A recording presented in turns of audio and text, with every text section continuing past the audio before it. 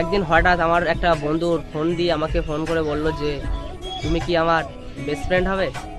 আমি বললাম হঠাৎ এই কথা বলছো কেন, বাট আমি তোমার বেস্ট ফ্রেন্ড হতে যাবো কেন।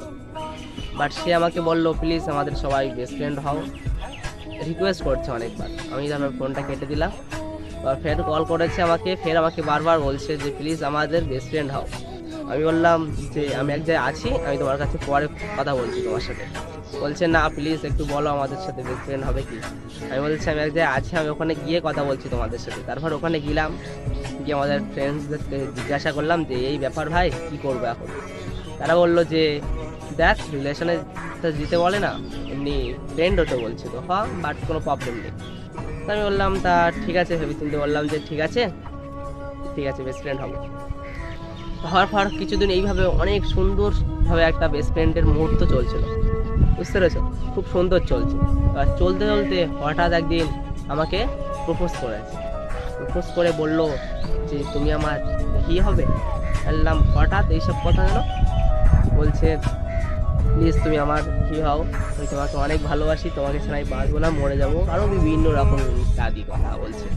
আমি বললাম এইসব কথা বলছো কেন হঠাৎ, বা তোমার বয়ফ্রেন্ডের খবর। সে আমাকে ব্লক করে দিয়েছে, আমি থাকতে পারছি না, আমার খুব কষ্ট হচ্ছে। এবার সে আমাকে বললো যে না আমি থাকতে পারছি না, ভীষণ কষ্ট হচ্ছে, প্লিজ তুমি আমার কি হও। আমি বলছি হঠাৎ এইসব কথা বলছো কেন। আর বাট আমি তখন সেই সময় বাচ্চাদের দিয়ে একটা ভিডিও শ্যুট করছিলাম।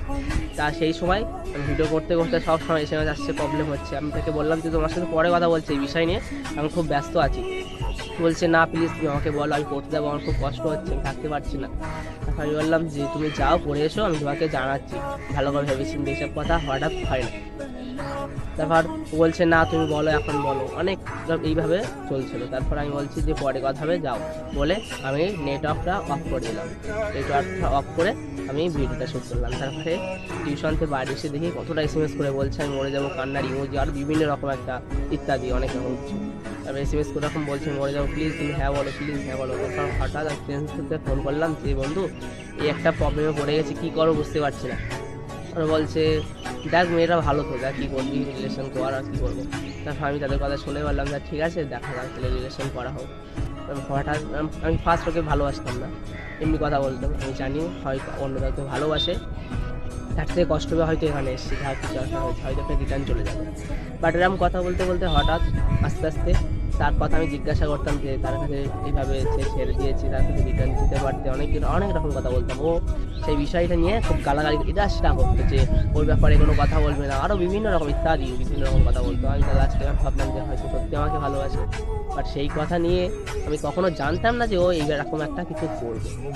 বাট হঠাৎ দেখলাম একটা ব্লগ ভেবে আর চিন্তা ভাবনা পুরো অফ হয়ে গেছে। এত টেনশন, এত কাঁদাকাটি, আরও বিভিন্ন রকম প্রবলেম নিয়ে পড়ে আছে। তারপরে হঠাৎ একদিন তার ফ্রেন্ডসটা বান্ধবীরা আমাকে এসএমএস করলো, এসএমএস করে বললো যে দাদা ও তোমার সাথে রিলেশনে থাকতে চায় না। আমি বলছি কেন, কি এমন হয়েছে, কী করেছি আমি। তারপর ও বললো যে তুমি নাকি অন্য কোনো মেয়ের সাথে রিলেশনে আছো।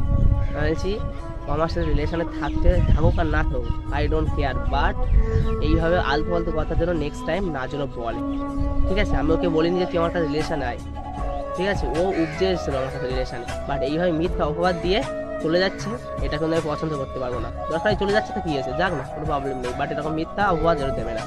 কিছুদিন পরে জানতে পারলাম যে ও আবার তার এক্সের কাছে রিটার্ন চলে যায়, আর আমাকে বলছে যে তুই অন্য কারোর সাথে রিলেশন করিস, ওই জন্যে আমি তোর সাথে রিলেশনে যাই। এই নিয়ে বিশাল টেনশনে ছিলাম আমি। হঠাৎ এইভাবে আমাকে যখন ব্লক করে দিল তখন শেষ হয়ে গেল। তখন বুঝতে পারছো তো কি এমনটা হয়। বাট হ্যাপি থাকো, খুশি থাকো, এটা হচ্ছে।